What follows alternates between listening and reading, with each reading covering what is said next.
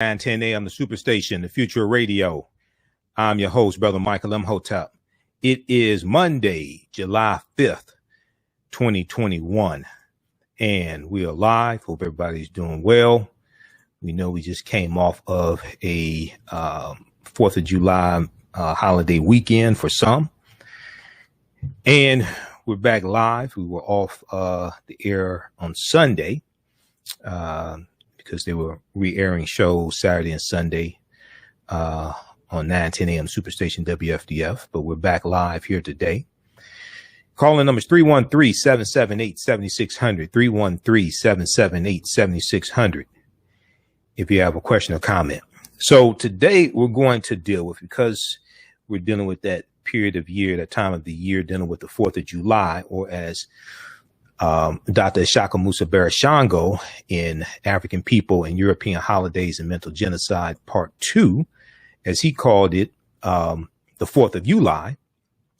And this is a copy of it. You know, I posted the picture of book 1, which has the yellow cover. Book 2 is where he goes into the history of Independence Day and the 4th of July. That's chapter 1, page 1, America's Independence Day, the 4th of July. Okay. This is book 2 by Dr. Ishaka Musa Barashango. We'll probably talk some about that on tomorrow's show. All right. So basically every day this week, we're going to deal with a different portion dealing with this history around the 4th of July, 1776, the Declaration of Independence. Today, we'll talk about Frederick Douglass and the meaning of the 4th of July for the Negro. The meaning of the 4th of July for the Negro. Now, on July 5th, 1852, Frederick Douglass delivered one of his most famous speeches, and it was surrounding a celebration for Independence Day. Name of the speech was the meaning of July 4th for the Negro, the meaning of July 4th for the Negro. And in that speech, he asked the question, what to the slave is the 4th of July?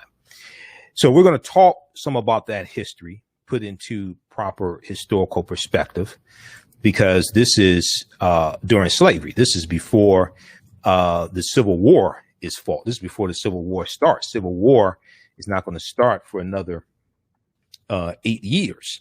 Civil War, well, actually 9 years. Civil War starts, I'm thinking of when South Carolina secedes from the Union, December 20th, 1860. Civil War is not going to start for 9 years. It starts April 12th, 1861 with the attack on Fort Sumter in South Carolina. So we're going to share an excerpt of that speech recited by the one and only James Earl Jones.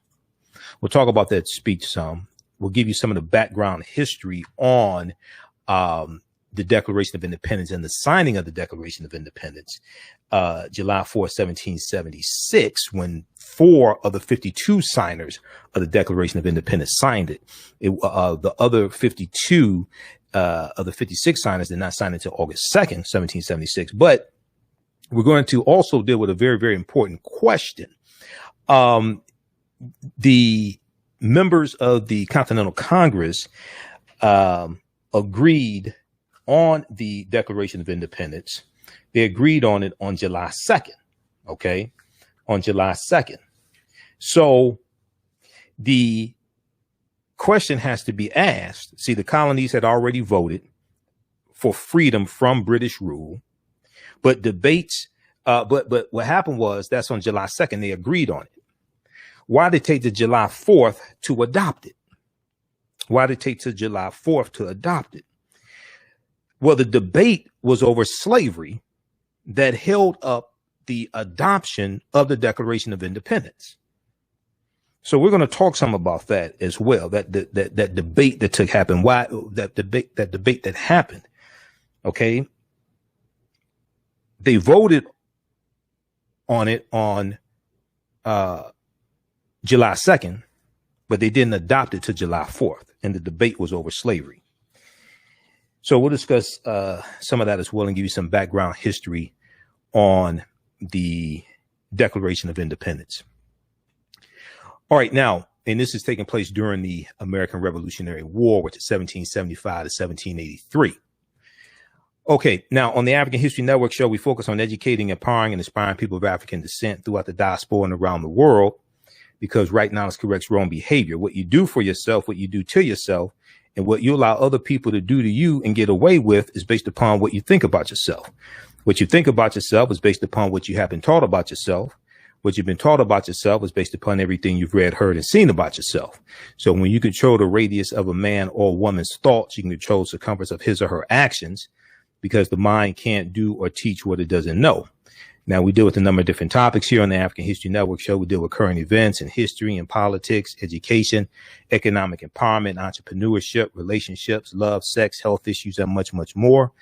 Sign up for our email newsletter. Text the word Kemet, K-E-M-E-T, to 22828 to sign up for our email newsletter. Text the word Kemet, K-E-M-E-T, to 22828 to sign up for our email newsletter. Also visit our website, AfricanHistoryNetwork.com, AfricanHistoryNetwork.com, and sign up for our email newsletter there as well. Okay. Now, we had a new online course that started up Sunday, July 4th, the 4th of July.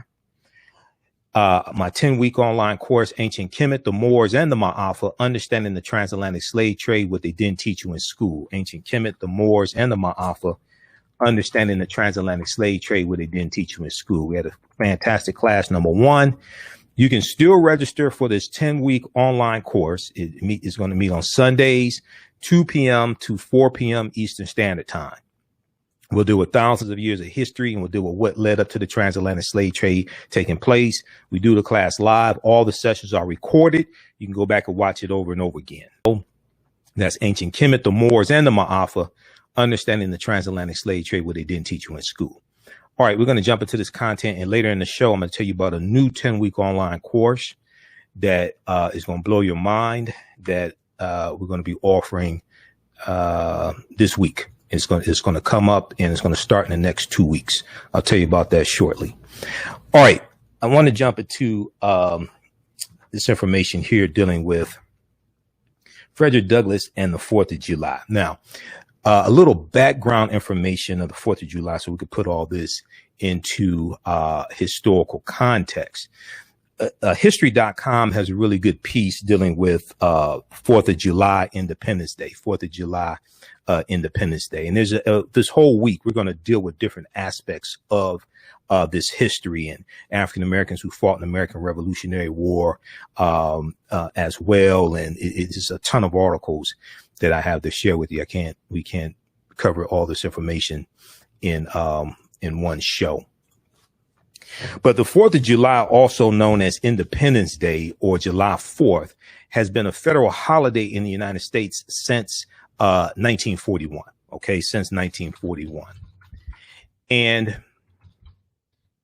the tradition of Independence Day celebrations goes back to the 18th century and the American Revolution. Okay, the American Revolutionary War, which is 1775 to 1783, 1775 to 1783. Now, on July 2nd, 1776, the Continental Congress voted in favor of independence from Great Britain. Okay, you have the 13 colonies, and they're dealing with taxation, and they're dealing with a monarchy, King George III. Now, King George III's wife was an African woman, Queen Charlotte Sophia. Okay, so the show Bridgerton, I think it's on Netflix. They portrayed Queen Charlotte Sophia in there. Okay, she's of African Moorish descent on her mother's side of the family, and she was the wife of King George III. Okay, who was the King of England, who the 13 colonies are fighting against. Keep in mind, during the American Revolutionary War, the British are going to tell the enslaved Africans on the U.S. side, on the colony side, if you come fight for us, when the war is over, we're going to set you free. They were the first ones to say that. So you had more African people fighting on behalf of the British than you did on behalf of the colonies. Because the British were the first ones to say, if you come fight for us, when this war is over, we're going to set you free. So we were born at night, but not last night.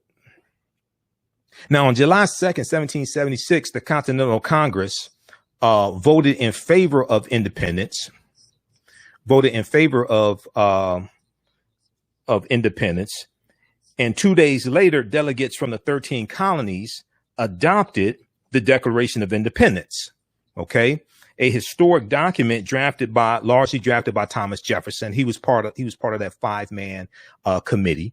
There's a famous painting that you see of the people think it's the signing of the Declaration of Independence, but it's actually the drafting of the Declaration of Independence by a 5-man committee. And it's June 28th, 1776. It's a famous painting done by what was his name? It'll come to my mind. Same one that did the famous painting of William Billy Lee and John Trumbull.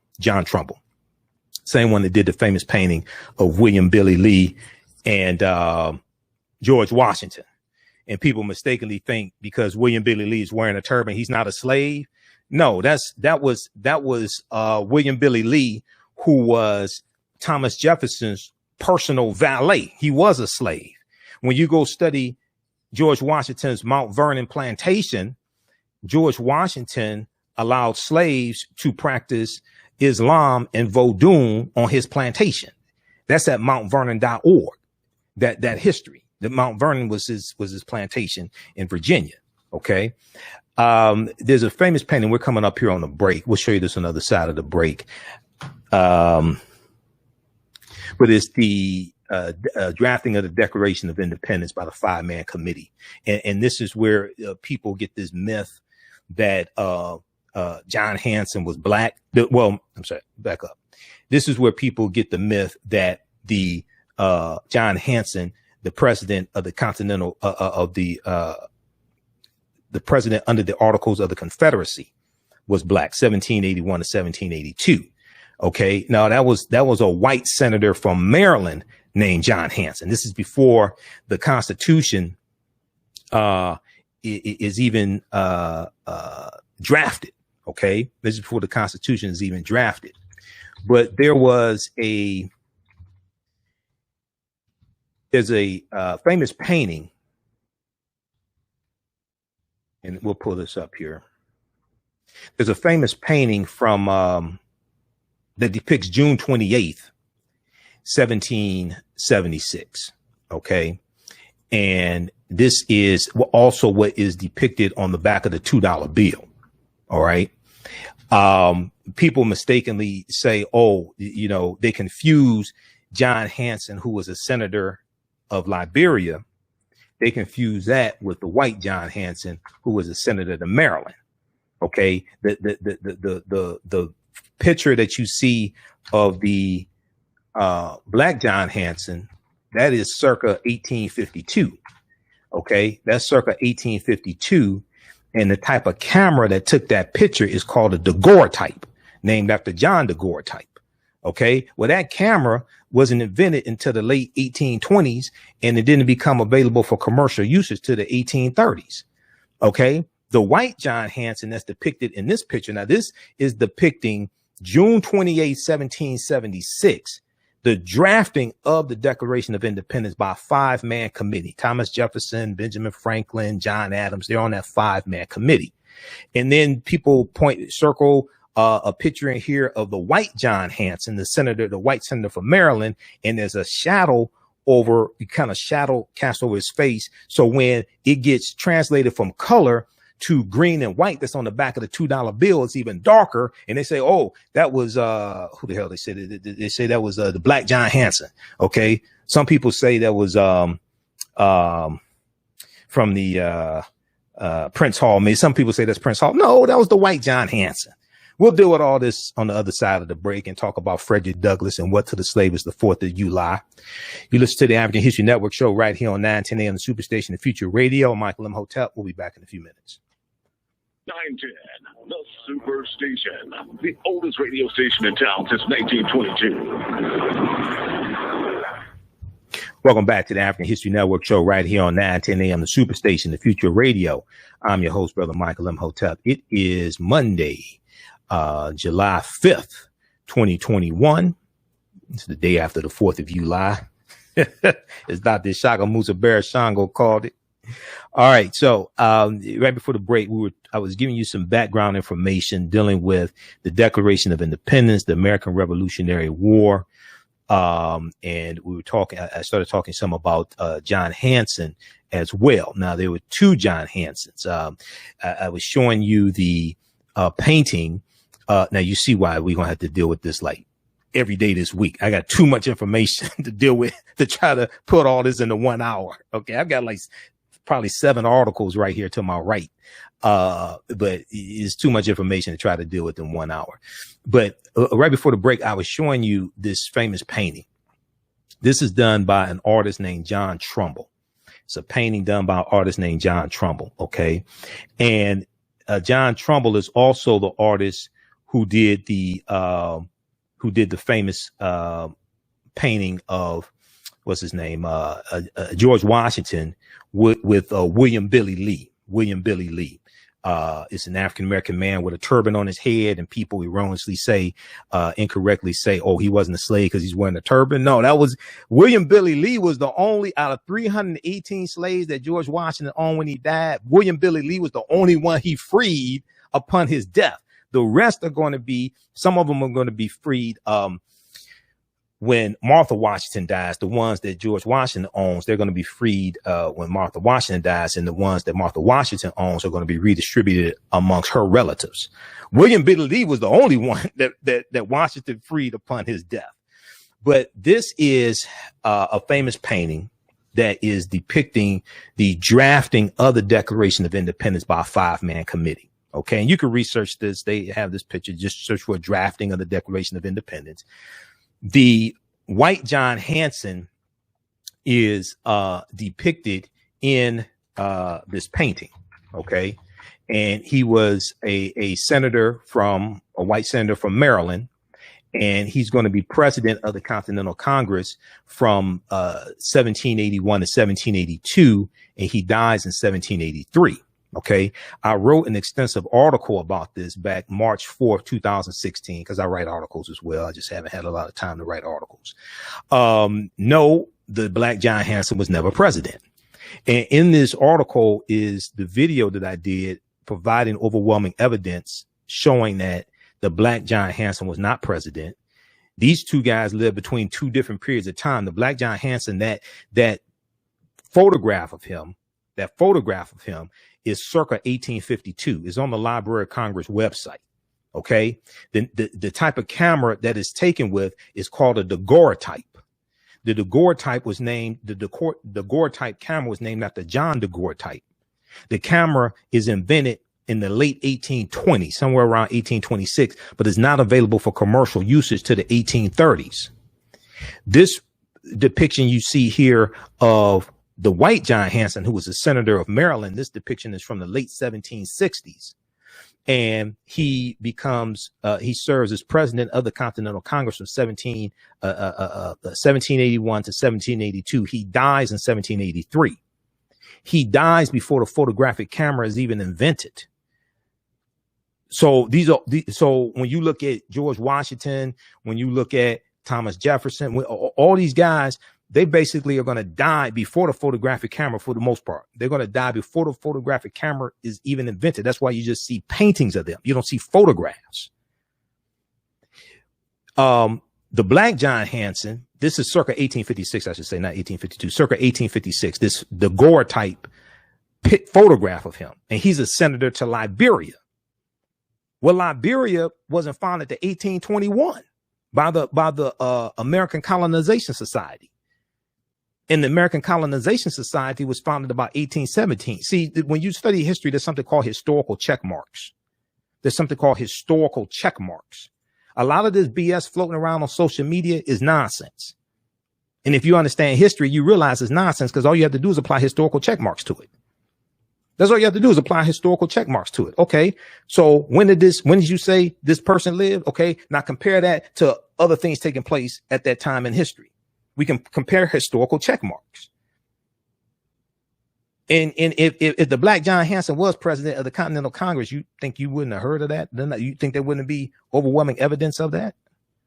You think they talk about that in slave narratives and things like that? It's simple Simon ass BS. That's what it is. But read this article here.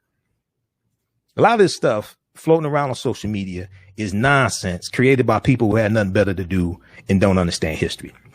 So I go through, break all the stuff down. I got the picture right here of John Trumbull. This is an extensive article I wrote. I've got it right here. Okay. And this is, this painting was commissioned in 1817. John Trumbull was the artist who did it. Okay. So you see, they have, sometimes you'll see when they put this propaganda out, they'll put a picture around this guy's face and say, oh, okay, this is the color picture. Now, here's the thing. This is what is depicted on the back of the $2 bill. This is what is this scene right here is what is depicted on the back of the $2 bill. The back of the $2 bill is not depicting the signing of the Declaration of Independence. It is depicting the drafting of the Declaration of Independence by a 5-man committee. Thomas Jefferson was on that 5-man committee. You're taking a color painting and you are creating a version of it in green and white, basically green and white, different shades of green, different shades of white. So in the painting that's in color done by John Trumbull in 1817, the white senator from Maryland, John Hanson, there's a shadow over his face, but you can still see he's white.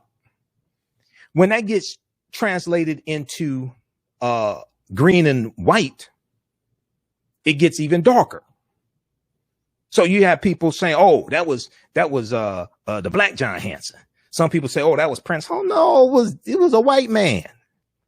Most people who say that have never seen the original painting. That's why I show you the original painting in my article. And that's why I show it to you in the lecture that I did. That's why I show you the original painting. Most people have never seen that. All you got to do is apply historical check marks to this simple Simon as BS floating around on social media.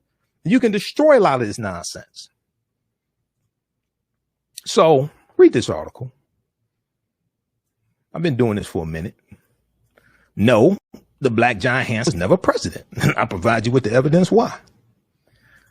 Okay, so all this ties into 1776. All this history is connected. So let's go back to the Declaration of Independence. Okay, let's go back to that. Here, just a second here. All right. I was referencing an article from history.com. The article I just showed you that I wrote dealing with John Hanson, we'll post the link of that here, right here on the thread of the broadcast. And all of the articles I've written on the homepage of my website, AfricanHistoryNetwork.com. You can click on those articles. You can read them. Okay. They're all there.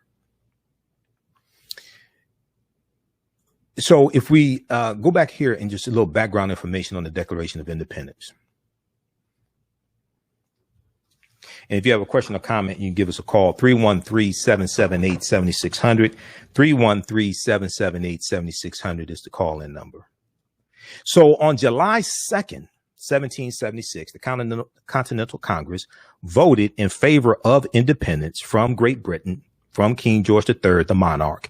And 2 days later, delegates from the 13 colonies adopted the Declaration of Independence, a historic document drafted by Thomas Jefferson largely. There's a 5-man committee that drafted, but it's drafted largely by Thomas Jefferson, who was a slave owner at the, we know this. Now, from 1776 to the present day, July 4th has been celebrated as the birth of American independence, with festivities ranging from fireworks, parades, and concerts to more casual family gatherings and barbecues. The 4th of July, 2021 falls on Sunday, July 4th. The federal holiday is being observed on Monday, July 5th. Okay. Read this extensive article. We'll refer to this article throughout the week because we're going to deal with there are different aspects of this history. So we're going to deal with this all week. Okay. We're going to do a series. 4th of July, Independence Day from history.com. History.com is the official website of the History Channel. So they have some really, really good content there. All right. Now, a little background history of Independence Day and Declaration of Independence, 1776. When the initial battles in the Revolutionary War broke out in April of 1775, few colonists desired complete independence from Great Britain, and those who did were considered radical. They were considered radical. By the middle of the following year, 1776, however, many colonists had come to favor independence thanks to growing hostility against Britain and the spread of revolutionary sentiments such as those expressed in the best-selling pamphlet Common Sense, published by Thomas Paine in early 1776. Now, on June 7th, when in 1776, when the Continental Congress met at the Pennsylvania State House, later called Independence Hall in Philadelphia, the Virginia delegate Richard Henry Lee introduced a motion calling for the colonies' independence, the 13 colonies calling for their independence. At this time, you know, slavery exists in basically all the 13 colonies. Okay, we're going to talk about that in just a minute when we do a why is Independence Day celebrated on July 4th and not July 2nd, because there was a debate over slavery. But all the colonies had adopted slavery. By then, all the colonies had codified slave laws, going back to the first codified slave laws in 1641 in Massachusetts. Then they come to Virginia in 1660. In Before the Mayflower by Lerone Bennett Jr., Lerone Bennett Jr. lays this out in Before the Mayflower. There's a beat up copy. I need a new copy of it. In the back of the book, where he deals with milestones in history. Go back to about 1641. Okay. We'll talk about that in just a minute, because a lot of people are confused and think that they didn't have slavery or slavery wasn't sanctioned until 1776. No, all the 13 colonies had slavery. Okay. All the 13 colonies had slavery. And it's a debate at the Continental Congress in 1776. So you have one of the delegates, Richard Henry Lee. He's a Virginia delegate. He's going to introduce a motion calling for the colony's independence. Now, amid heated debate, Congress postponed the vote on Richard Henry Lee's resolution, but appointed a five-man committee, including Thomas Jefferson of Virginia, John Adams of Massachusetts, and John Adams becomes the second president. Thomas Jefferson is going to become the third president. John Quincy Adams is going to become the sixth president, who was the son of John Adams. And John Quincy Adams is going to be the same John Quincy Adams that is a defense attorney for the Africans on the Amistad slave ship in the U.S. Supreme Court case of the Amistad in 1841. John Adams of Massachusetts, Roger Sherman of Connecticut, Benjamin Franklin of Pennsylvania, and Robert R. Livingston of New York. They were part of the five-man committee that I just showed you in that painting done by John Trumbull. And they were commissioned to draft a formal statement justifying the break with Great Britain. Now, on July 2nd, the Continental Congress voted in favor of Richard Henry Lee's resolution for independence in a near unanimous vote. The New York delegation abstained from voting, but later voted affirmatively. On that day, John Adams wrote to his wife, Abigail, and John Adams also, second president of the United States, right? John Adams also, this would be under the U.S. Constitution. Okay, second president under the U.S. Constitution after George Washington. John Adams was also the first president to live in the White House in Washington, D.C., because when George Washington was president, the White House in Washington, D.C. had not been built yet. It was under construction. It had not been built yet. John Adams wrote to his wife, Abigail, in that July 2nd, 1776, and he said, quote, will be celebrated. He was saying that July 2nd will be celebrated by succeeding generations as the great anniversary festival, end quote, and that the celebration should include, quote, pomp and parade, games, sports, guns, bells, bonfires, and illuminations from one end of this continent to the other. This is where a lot of this comes from. Okay. He said that the celebration should include, quote, pomp and parade, games, sports, guns, bells, bonfires, and illuminations from one end of this continent to the other, end quote. Now, on July 4th, 1776, the Continental Congress formally adopted the Declaration of Independence, which had been written largely by Thomas Jefferson. Even though there was a 5-man committee that drafted it, it was written largely by Thomas Jefferson. Though the vote for actual independence took place on July 2nd, from then on, the 4th of July became the day that was celebrated as the birth of American independence. Although the vote for actual independence took place on July 2nd. Now, in a minute, we're going to deal with what held things up. Why didn't they adopt it to July 4th? Okay, so read the rest of this article here from history.com. 4th of July independence. This is originally written December 16, 2009, updated July 1st, 2021. 4th of July independence from history.com. All right, now, let's fast forward to July 5th, 1852. July 5th, 1852. You have a famous speech delivered by Frederick Douglass. Okay. The meaning of July 4th for the Negro. The meaning of July 4th for the Negro. And in that speech, he asks, what to the slave is the 4th of July? What to the slave is the 4th of July? Okay, so he's delivering this speech, and this is for a celebration of the 4th of July. Okay, it takes place on July 5th, 1852 in Rochester, New York. He gives one of his most famous speeches, the meaning of July 4th for the Negro. He was addressing the Rochester Ladies Anti-Slavery Society, the Rochester Ladies Anti-Slavery Society. So I want to read an excerpt of the speech that Frederick Douglass delivered July 5th, 1852. He was speaking in Rochester, New York, and he was speaking to the Rochester Ladies Anti-Slavery Society, the Rochester Ladies Anti-Slavery Society. He delivers this speech, the meaning of July 4th for the Negro.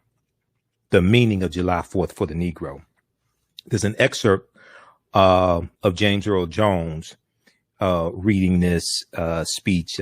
Democracy Now! Has it on their website, and is part of Voices of a People's History of the United States.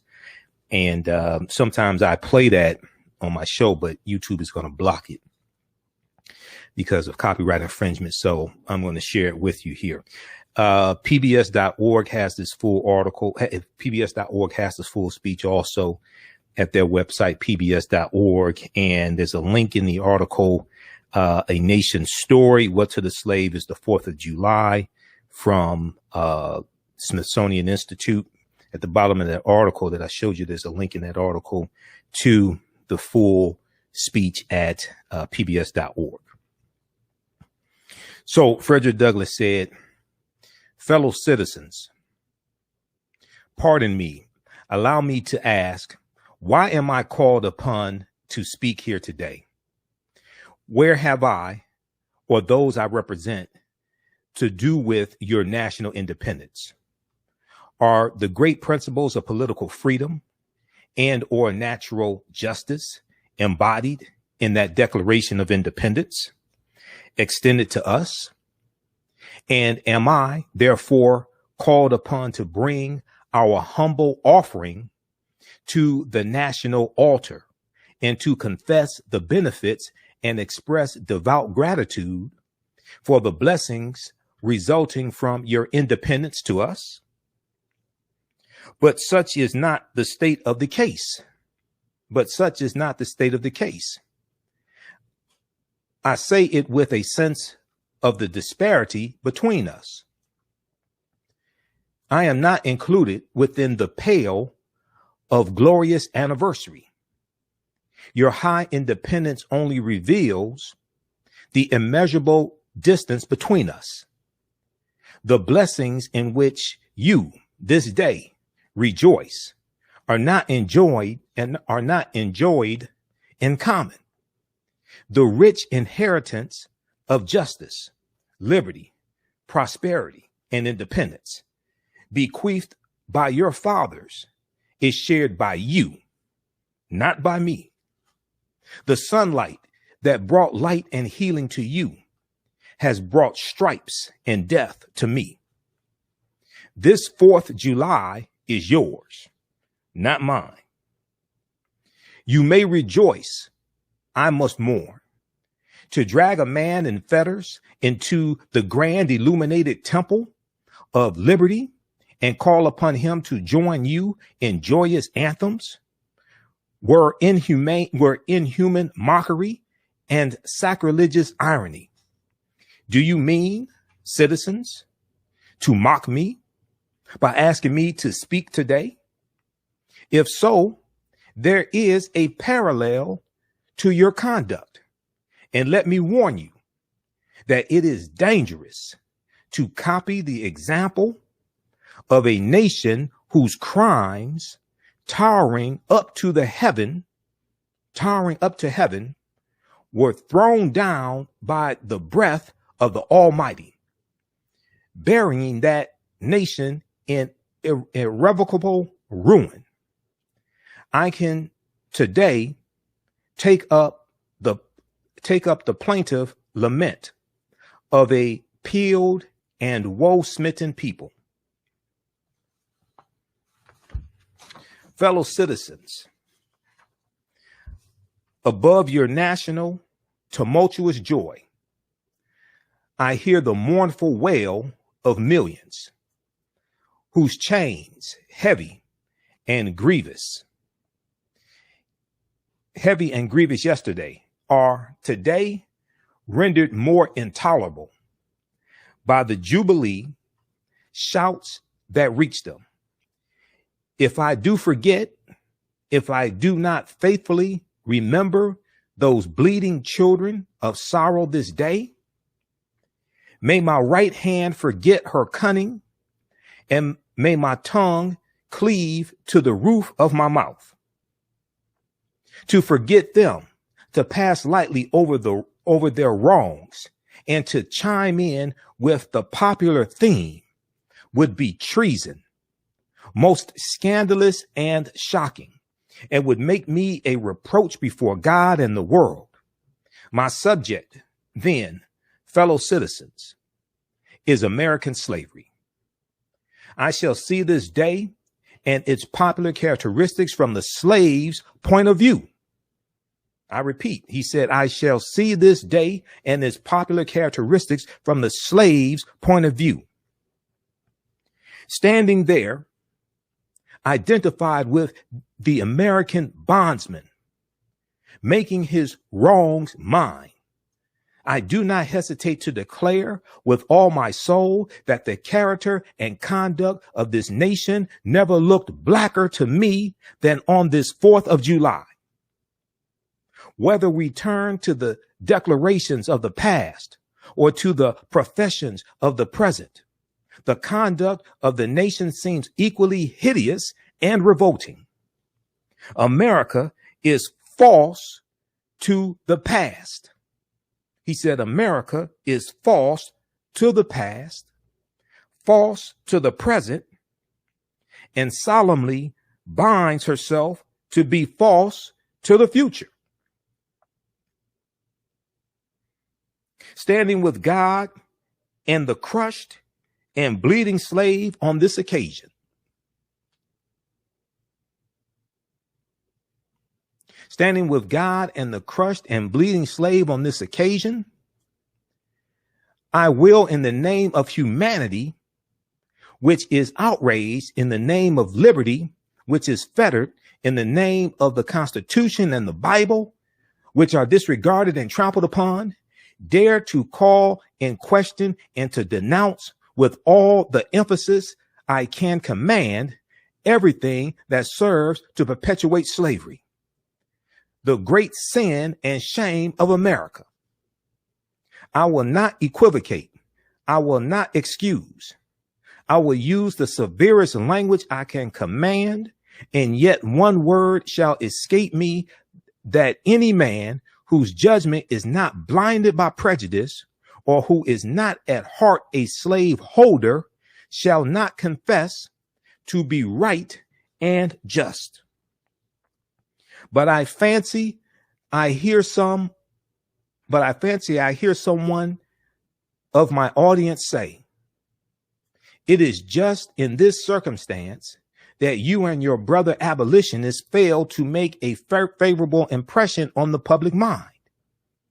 Would you argue more and denounce less? Would you persuade more and rebuke less? Your cause would be much more likely to succeed. This is what he says. He can hear someone in the audience thinking or asking.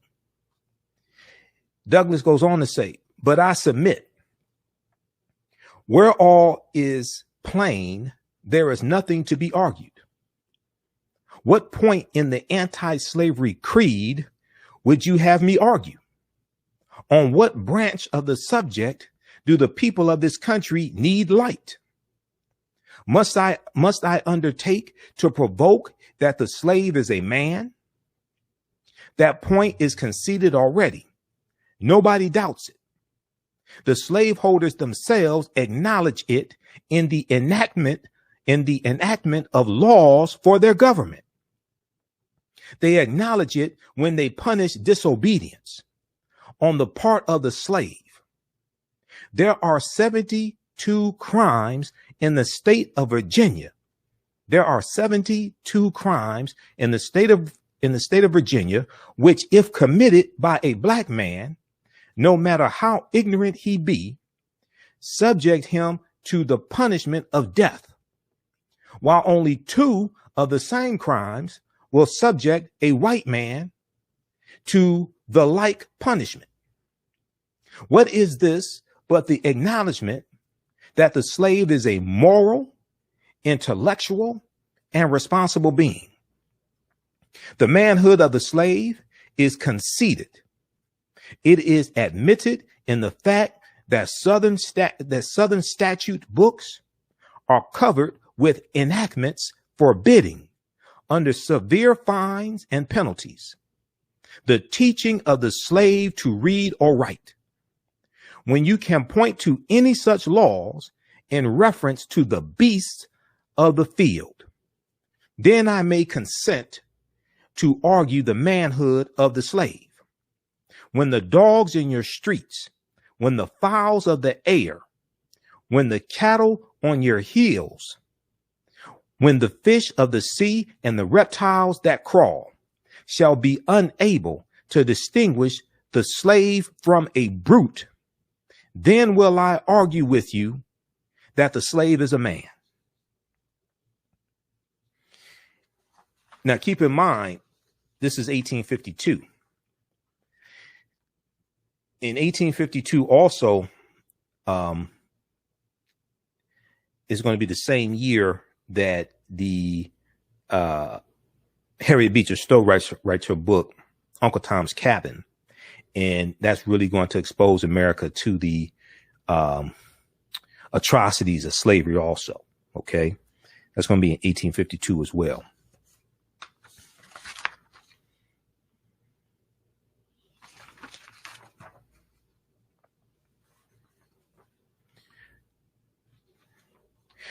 Douglas goes on to say,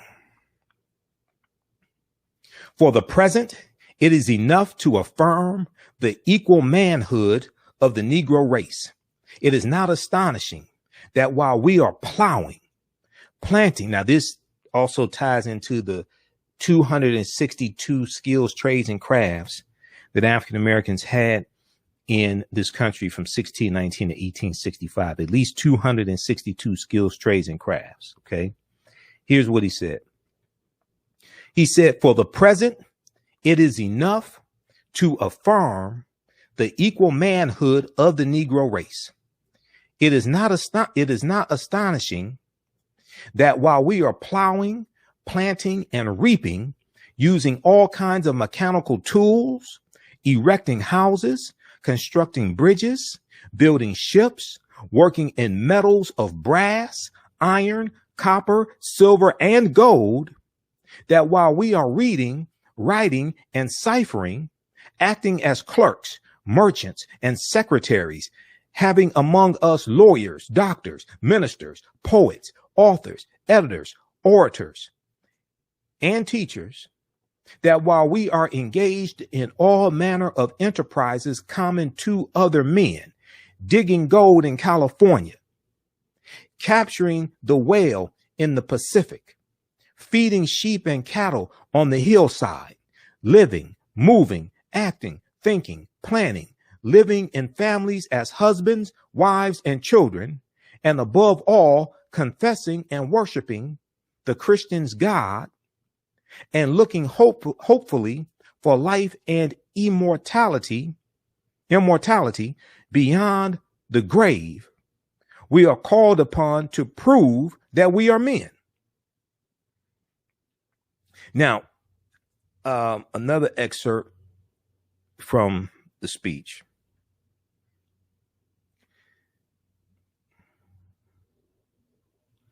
And let me go down to this last paragraph. Douglas goes on to say, at a time like this, scorching irony, not convincing argument, is needed.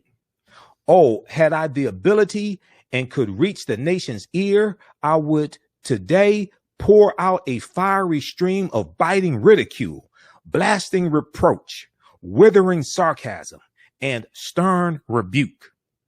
For it is not light that is needed, but fire. It is not the gentle shower, but the thunder. We need the storm, the whirlwind, and the earthquake. The feeling of the nation must be quickened. The conscience of the nation must be roused. The propriety of the nation must be startled. The hypocrisy of the nation must be exposed, and its crimes against God and man must be proclaimed and denounced. What to the American slave is your 4th of July?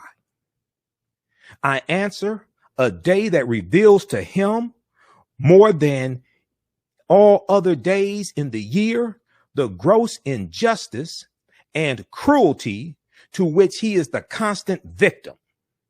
To him, your celebration is a sham, your boasted liberty, an unholy license, your national greatness, swelling vanity. Your sounds of rejoicing are empty and heartless.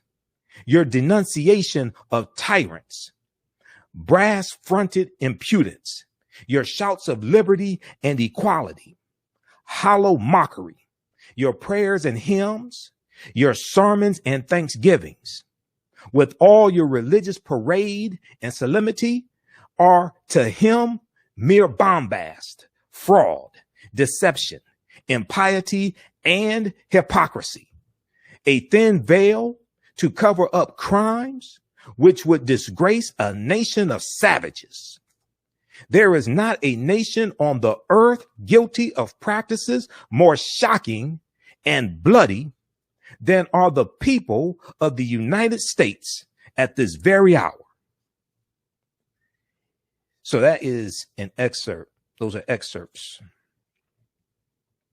of one of Douglas's most famous speeches. What to the Negro is the 4th of July. Okay. And you can read the full speech at pbs.org. The meaning of the 4th of July for the Negro, I should say. The meaning of the 4th of July for the Negro. And at pbs.org, they have the full speech. Now, very quickly here, we'll talk about this some more on tomorrow's show.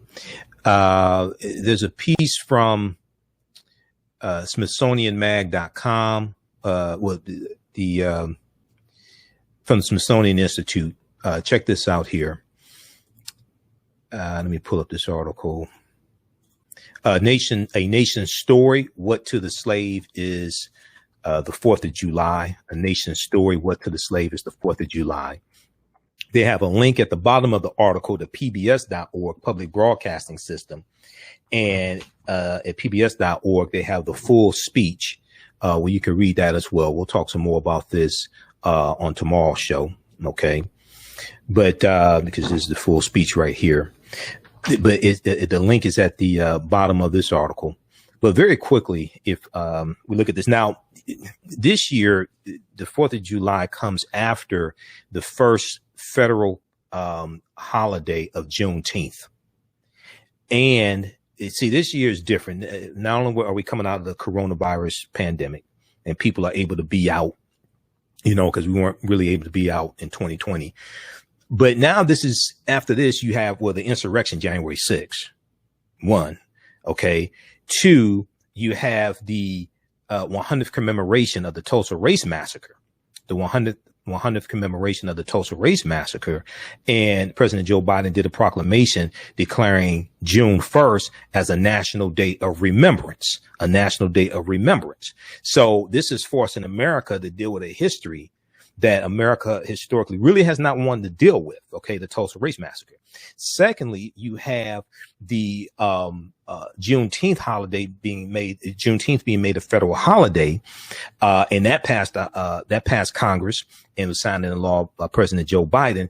And now this is, because it's a federal holiday, Juneteenth is forcing America to have to deal with a history that Republicans are passing laws in state legislatures to suppress the teaching of that history in school, largely in how it's taught, attacking critical race theory, even though critical race theory is not taught in K through 12, attacking the 1619 Project, restricting what you can teach about systemic racism in school, etc. OK, because they really don't want to deal. They don't want to deal with the history. So when we deal with the 4th of July, it's then also dealing with this history of slavery at the same time. When you're talking about life, liberty, and the pursuit of happiness, whose life, liberty, and pursuit of happiness? Because your way of life is dependent upon enslaving African people and keeping them enslaved to create your wealth. So just a few quick things here. Then I want to get to the second topic. In this article here, it says this year's Independence Day celebration comes on the heels of the nation taking significant steps in reckoning with this past by acknowledging Juneteenth as a federal holiday. Let me blow this up some. Acknowledging Juneteenth as a federal holiday. Juneteenth provides an opportunity for celebration and commemoration of the moment that freedom came for some of the millions of enslaved Black people in the nation. It took the 13th Amendment to actually amend the U.S. Constitution. It was adopted December 6. It was ratified December 6, 1865, when Georgia ratified the 13th Amendment. It took the 13th Amendment of 1865 to ultimately provide freedom for all enslaved African Americans and bring the nation out of the bondage of slavery. Both Juneteenth and Independence Day champion landmark victories and a prideful history and culture. Now, Independence Day prideful to some people, not a lot of African Americans don't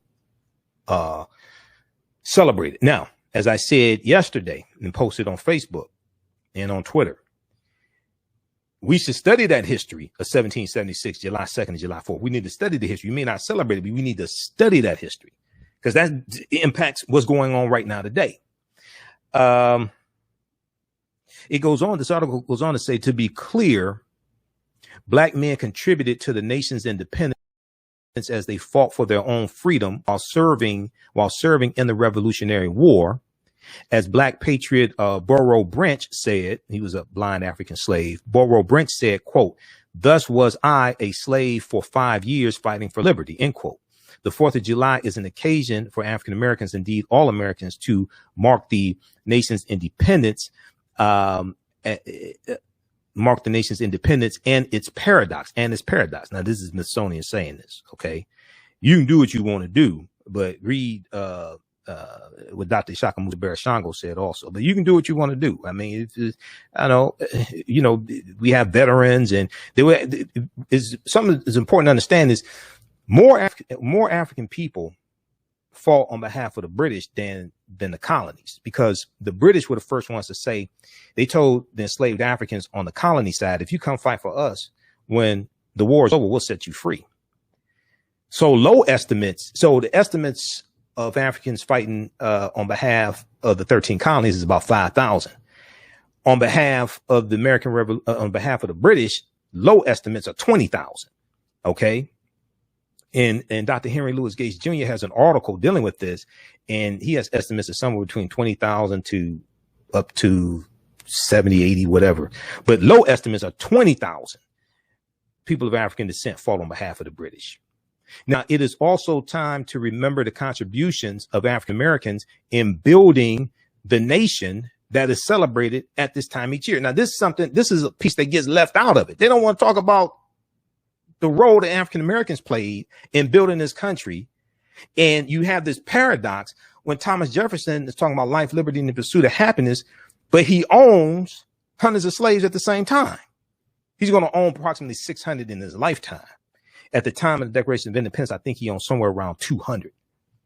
So it's a hypocrisy. This is what Frederick Douglass is calling out. It's a hypocrisy. Okay. And he said, and he's telling these white women, he said, you inviting me to come here and speak to you. This is during slavery. This is 1852. He said, you inviting me to come here to speak to you, celebrating Independence Day for who? And now it's also important to note that that's 1852, right? That's 2 years after the Missouri Compromise that's 2 years after the Compromise of 1850. The Compromise of 1850. There were 5 bills in the Compromise of 1850.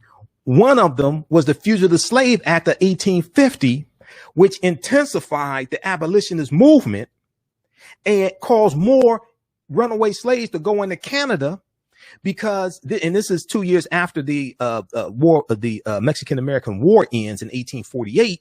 Okay. And we know that the U.S., because of the Treaty of Guadalupe Hidalgo, February 1848, the U.S. is going to get California, Arizona, New Mexico, Colorado, Utah, and Nevada. They get that for $15 million from Mexico. Mexico loses a third of their territory. All that becomes part of they become territories of the U.S.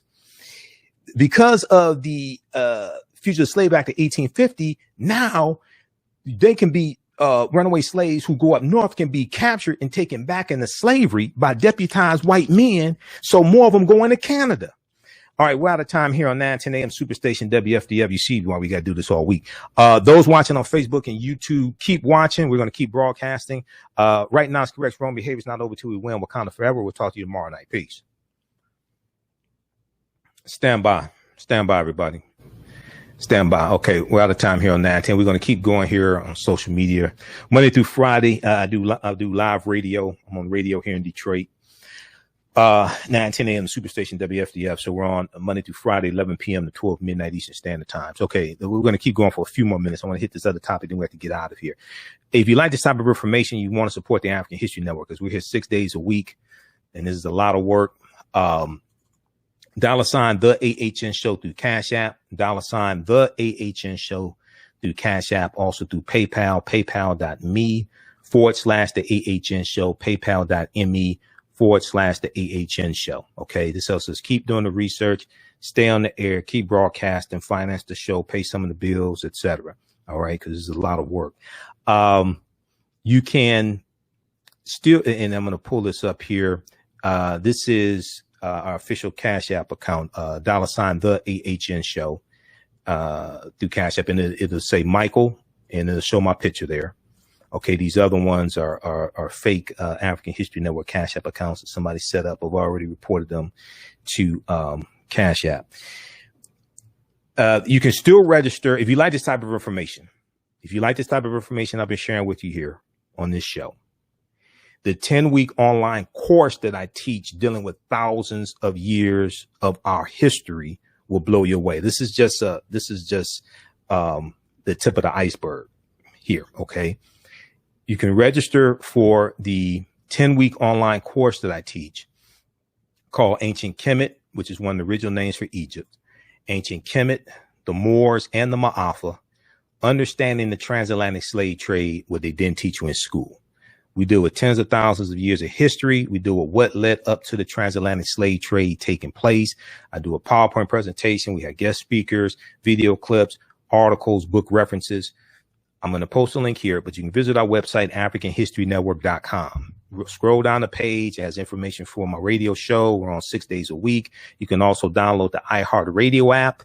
You can listen to 9:10 a.m. Superstation live through the iHeartRadio app, and also search for the African History Network show on iHeart, because they have about 300 of my podcasts on my shows there also.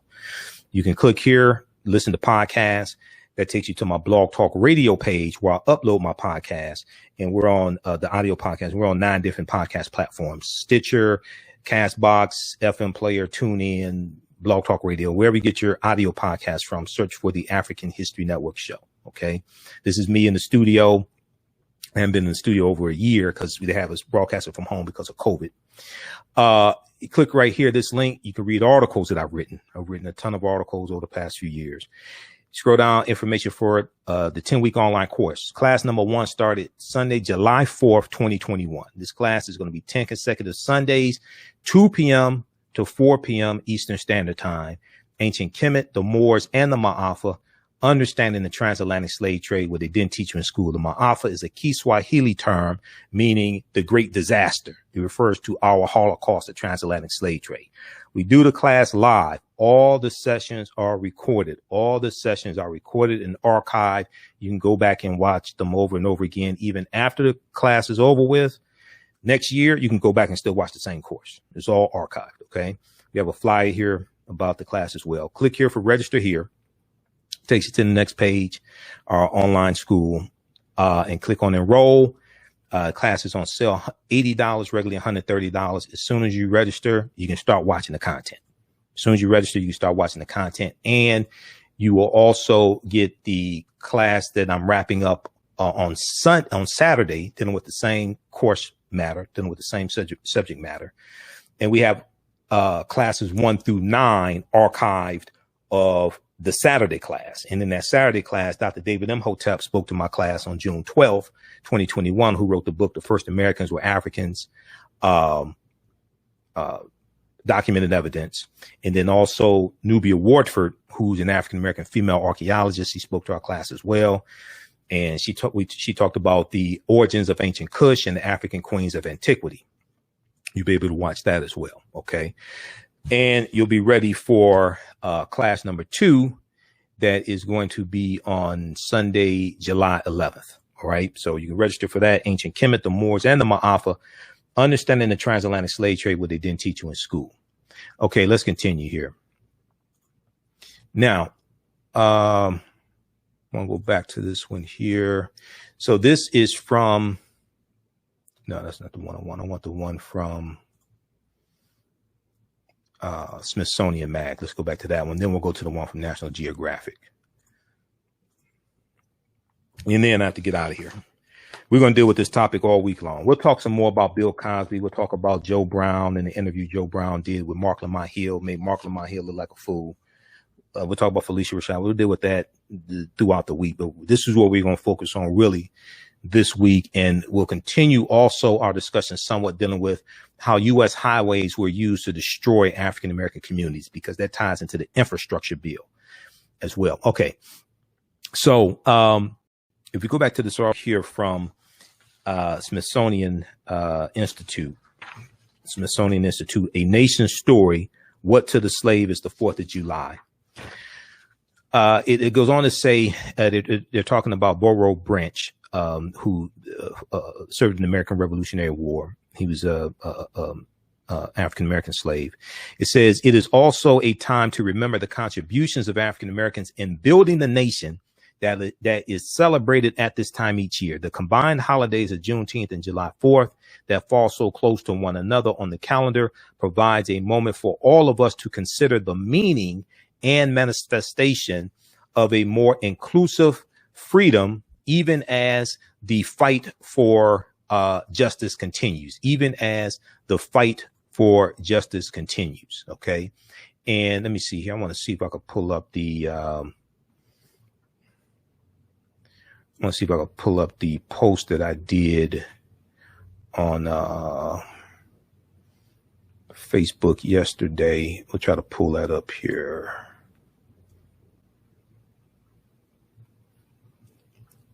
Okay, we'll try to pull that up. Where I talked about, I showed the cover of Dr. Shaka Musa Barashango's book, African People and European Holidays and Mental Genocide. Okay, let's continue here. So I want to go to this next one. Now, this deals with a very important piece of history. We talked about it briefly a few minutes ago. This is from National Geographic. America declared independence on July 2nd. So why is the 4th a holiday? Okay. They voted on it on July 2nd, but they didn't adopt it to July 4th, the Declaration of Independence. And the debate was over slavery. Okay.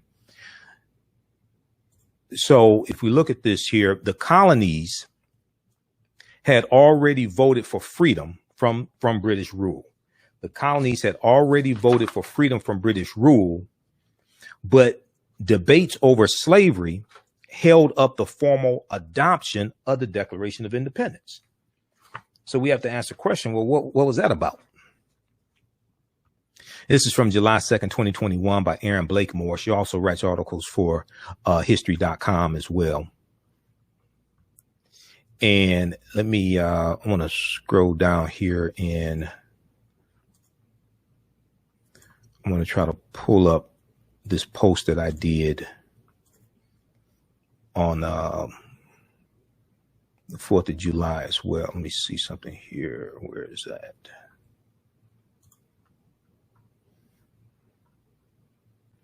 Let's see, let's do this. Let me see if we have, let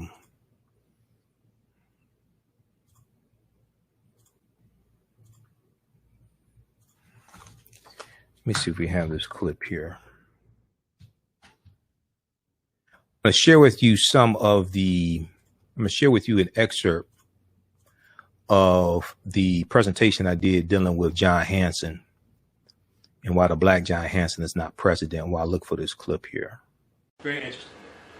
How many people know this is? Okay. All right. So what have you heard about John Hanson?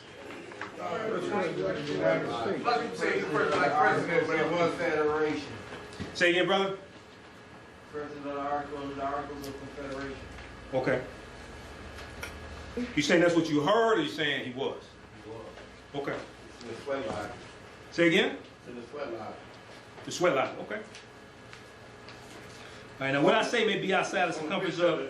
He's on the picture of the dollar bill. $2 bill. That's what they say. $2 bill. What year did he die? Long time ago. I know that. on the back of the $2 bill, what is that depicted? The what? No, on the back of the $2 bill. They're white men on the back of the $2 bill. They aren't back there because he's president. Well, what is that depicted on the back of the $2 bill? That's when there was signing of the Declaration of Independence. Okay. You can disagree with me, that's fine. You know, but I'm gonna show you this stuff. You still want to disagree with me? That's cool. Like I said in the beginning, you don't have to take my word for this. Go do your own research. Okay. Now. All right. So when we look at the $2 bill, if you look on the reverse side, this is what is depicted right now. Unfortunately, there's some misinformation about the $2 bill. If you look at what's circled in red, the way this myth goes is that this person is John Hanson the Moor, the Black John Hanson. Okay. This scene is from June 28th, 1776. It's not the signing of the Declaration of Independence. It is the drafting of the Declaration of Independence by the 5-man committee. Okay. The adoption of the Declaration of Independence doesn't occur until the 4th of July, 1776, but it's not completely signed until about August of 1776. August 2nd of 1776, You have about 52 signers who have signed it, but there's still 6 who have not signed it. But it was adopted the 4th of July, 1776. Okay. Now, I've heard some Prince Hall Masons say that that's Prince Hall there as well. Okay. Now, here's the problem with this theory. This depiction is from a painting done by an artist named John Trumbull, which was commissioned in 1817. Okay. Next, what you see here is the actual painting from John Trumbull. All right. You can go to answers.com and search for a $2 bill as well as Declaration of Independence. When you search for Declaration of Independence, look at the entry from the Columbia Encyclopedia, which does an excellent job on it, and they talk about the actual signing of it August 2nd, 1776, as opposed to July 4th, which most people think is the 4th of July. However, even though John Hancock signed it July 4th, most of the others did not. Okay. Now, when you look at the painting, you'll see that nobody on the paintings of African descent. You'll see that the person who we had circled on the $2 bill, in fact, just has a shadow over his face. He's clearly European. He just has a shadow over his face. What has happened is that when that painting gets depicted on the $2 bill and you're dealing with shades of white and green or what have you, okay, it darkens his face and it gives fodder to the myth that this was a person of African descent. All right. As we get more into this, dealing with John Hanson and dispelling this myth about John Hanson, you'll understand this as well. But on the back of the $2 bill, there was no one of African descent on the back of the $2 bill. All right. And this is easily verifiable. Proper documentation ends all conversation. All right. So now, have you all heard also that he was a senator in Liberia? Yeah, I heard that. You heard that? Okay. Can anybody tell me what year he was born in? 1731? John Hanson. Can anybody tell me? 1831. Okay. Now, what year was Liberia founded? Probably late 1800s. 1821 by the American Colonization Society. And now we're starting to cook. All right, now, I don't use Wikipedia a lot as a source unless I can verify what's going on. Because I do, this is frozen. I do a lot of research and back up what I say. All right, now, how many people have looked at this picture? How many people have really looked at it? Okay. Not really. You notice this is a picture, not a painting, right? Okay. When were cameras invented? Late 1800s. Type of picture this is called a daguerreotype. The first camera. The daguerreotype cameras were created in 1826. Okay. Now, if we look at what's here, and there's a link on loc.gov I want to show you. All right. It says here for John Hanson. This is from Wikipedia, but we can verify this stuff. It says he was an African American associated with the American Colonization Society, which sought to relocate blacks in Liberia. In Liberia, he served as a senator from Grand Bassa County. Senator Hanson has recently been confused with the earlier John Hanson, a white politician from Maryland who served as president of the Continental Congress during the American Revolution. According to this urban myth, John Hanson of Maryland was actually black and also the president of the United States. Internet sites promoting the hoax used a photograph concerning John Hanson of Liberia to support the claim, even though photography had not yet been invented when the earlier John Hanson was living. Okay, now if you go look up the daguerreotype, camera, that was invented in 1826. Okay, daguerreotype. Don't take my word for this. Go look that up, and it gives you the history of cameras. And now also the picture that they showed you from research that I've done, that's from around 1856. We don't know if the technology in 1826, when the daguerreotype was created, could produce that quality picture. See, that could be second generation technology, third generation technology. Let me give you an example. How many people knew that you had some people like working in government or high level sales, they had cell phones in their car in the 60s, 70s, and 80s? Yeah. People know them, right? Okay, so, and my dad used to work for Motorola in the 70s, so he had one in his car. James Bond had one in 19. James Bond had one. Yeah. If you look at the Bill Cosby Sidney Poitier movie, Uptown Saturday Night, Biggie Smalls has one in his car. Right. That's not make believe. That technology actually existed. Everybody just didn't have one. The bills were probably $1,000 a month, $2,000 a month. And President Kennedy had touch-tone phone. Okay, yeah. When he was president. Yeah, because he was killed in '63, so yeah, they had it. They had the technology they had was quite a ways back. Exactly. And the tones on the movie, the submarine movie, Boys at the Bottom of the Sea. Okay.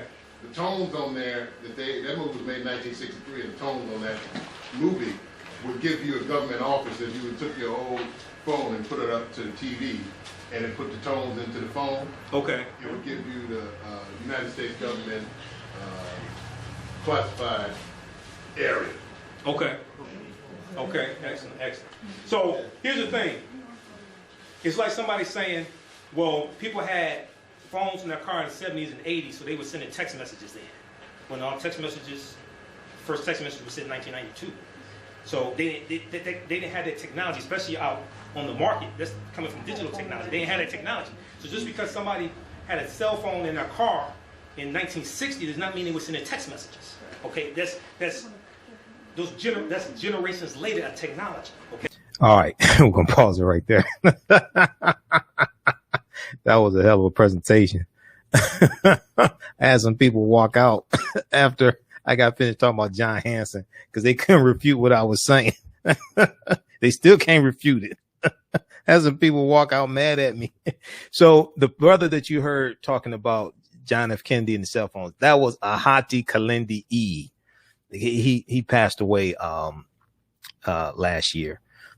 He's an ancestor now. That was a friend of mine, and we did lectures together. I interviewed him a number of times. He was a master of the African martial arts. That was a brilliant brother, Ahati Kalindi E. So he was at my lecture there. Okay. But read that article that I wrote. And that video is in there. And that video is on YouTube. It's on my YouTube channel. It's been viewed over 300,000 times last time I checked. And last time I looked at it, I think that was like last year. It was 2020 sometime. It's been viewed over 300,000 times. And once again, name of that article is No, the Black John Hanson was never president. Okay. All this stuff is easily verifiable. Okay. It'd be different if the internet didn't exist, but I'm like, come on. So, okay, let's continue here. I want to go back to, I'm going to go to the second topic here, and then we're going to wrap it up.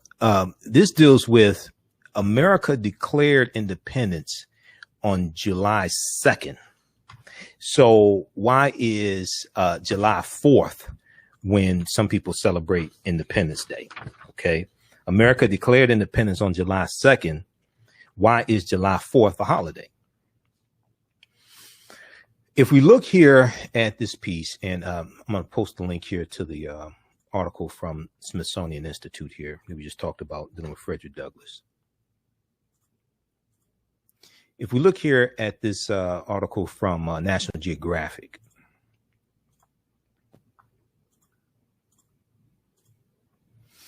America declared independence on July 2nd. So why is the 4th a holiday? In the article, they talk about, let me see.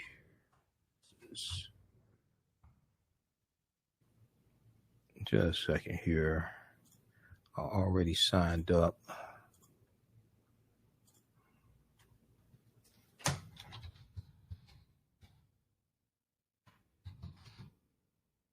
Sign in again.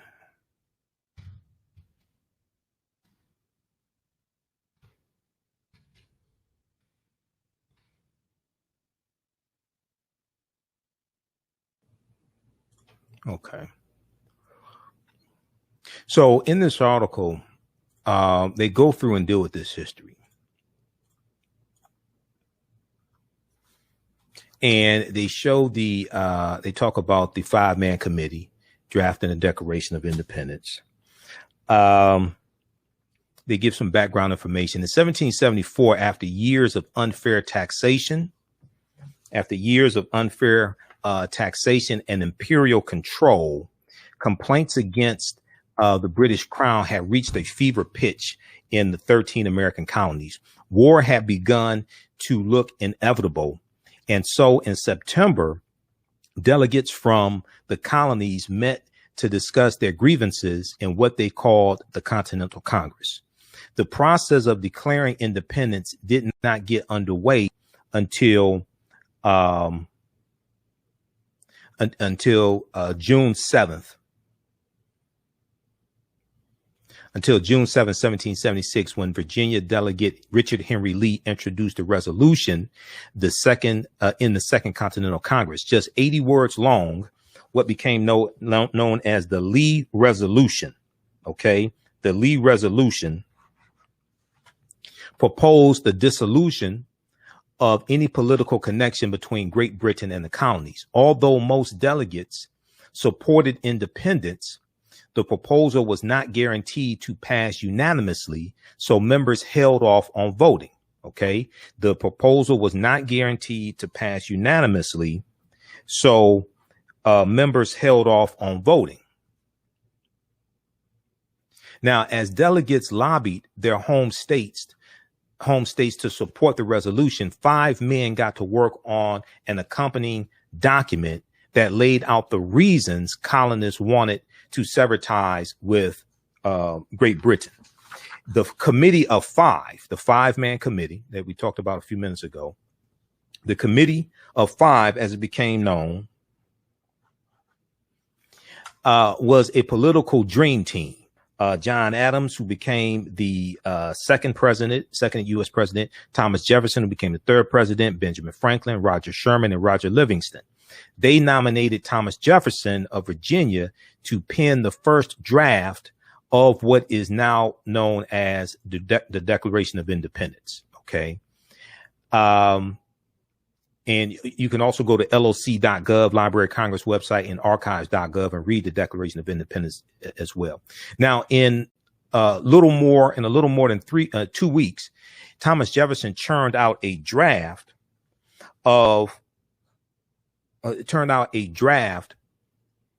that drew on a variety of other documents, including some of the up to 100 similar declarations that had been circulating in the buildup to the Richard Henry Lee Resolution. One, the Fairfax County Resolves, co-written by George Washington and George Mason, claimed that the colonists' constitutional rights had been violated by the British Parliament. Another, George Mason's 1776 Virginia Declaration of Rights, affirmed that men had the right to, quote, the enjoyment of life and liberty, with the means of acquiring and possessing property and pursuing and obtaining happiness and safety, end quote. Now, Thomas Jefferson echoed the language in his draft document, which declared all men are created equal. All men are created equal, quote unquote, and had an inalienable right to, quote, life, liberty, and the pursuit of happiness. Okay. Now, at the same time, he's owning Africans, depriving them of life, liberty, and pursuit of happiness. This is the hypocrisy that Frederick Douglass highlighted. Now, Thomas Jefferson presented his draft to his fellow committee members, and they made extensive edits before submitting it to the Continental Congress on June 28th. Okay. June 28, 1776, the drafting of the Declaration of Independence by the 5-man committee, as we see depicted in the painting from John Trumbo. Now, with the Declaration of Independence drafted, Congress was ready to debate Richard Henry Lee's resolution for independence. But a test vote conducted on July 1st was anything but unanimous. A test vote conducted on July 1st was anything but unanimous. Pennsylvania and South Carolina hoped there was still a chance to reconcile with Great Britain. They voted against independence. Now, what's interesting is that when you have the drafting, when you have the Constitutional Convention in 1787, spring of 1787, when they're drafting the U.S. Constitution and debating on it, you have the 13 colonies. They're debating in 1787, dealing with the U.S. Constitution. They debate to abolish the international transatlantic slave trade. The international transatlantic slave trade, we talked about this before, dealt with bringing Africans into the country to enslave them. The international transatlantic slave trade, which is separate from the internal slave trade within the 13 colonies within the U.S., that was still allowed to take place. But they're debating in 1787 abolishing the international transatlantic slave trade. All 12 colonies agreed to abolish it, except for South Carolina. South Carolina was the holdout. That's why they put the 20-year clause in the U.S. Constitution, which is Article 1, Section 9, Clause 1 of the U.S. Constitution, that the earliest that the international transatlantic slave trade could be abolished would be 1808, which is basically 20 years from when it's signed. So March 2nd, 1807, the U.S. Congress votes to abolish the international transatlantic slave trade. It goes into January 1st, 1808, as stipulated by the U.S. Constitution that's the earliest that it can be abolished. So South Carolina is also where the Civil War started. South Carolina was the first state to secede from the Union. December 20th, 1860. South Carolina didn't want to abolish the international transatlantic slave trade in 1787. Now, 5 states had already abolished slavery by 1787. By the time you have the Philadelphia Convention, where they're drafting and debating the Constitution, Vermont was the first one, July 2nd, 1777. You're going to have Connecticut. You're going to have Massachusetts. In Philadelphia, you have the Pennsylvania, I should say, Pennsylvania, where Philadelphia is. You have the Pennsylvania Gradual Abolition Act of 1787. And you're going to have states or colonies that have either abolished slavery altogether or abolished the bringing Africans into those colonies as slaves. But you're going to have 5 colonies or 5 states that have abolished slavery by 1787. So the whole way, as I've said before, which is why America needs a massive history lesson. The whole way this history dealing with slavery evolves is totally the way it actually happens is totally different than how many people think it happens. This is why America must have a massive history lesson. Okay, the whole way this thing happens is entirely different from the way we think it happened. And as I said before, in 1619, when the White Line pirate ship comes into Virginia, Point Comfort in Virginia, with the 29 Africans, codified in 1619, we talk about 29 Africans, August 20th, 1619. Codified slave laws don't exist in any of the 13 colonies at this point in time. The first of the 13 colonies to have codified slave laws is going to be Massachusetts in 1641. Codified slave laws don't even exist in the 13 colonies. Now you're going to have, and those initial Africans, they're going to be put into a form of indentured servitude. And most of them are going to be released after about 3 to 5 years, something like that. Codified slave laws don't even exist in the 13 colonies that become the United States. The way this history actually evolved is different than how we think it happened. That's why Before the Mayflower was so important by Lerone Bennett Jr. That's why the study from the Southern Poverty Law Center, Teaching Hard History of American Slavery, is so important that you hear me talk about. That's why this study is so important. Teaching Hard History of American Slavery, because it documents how the history of slavery is being incorrectly taught in schools across the country. And then it lays out numerous methods to more correctly and accurately teach the history of slavery. You can download this from splcenter.org, Southern Poverty Law Center. Okay. All right, let's continue here.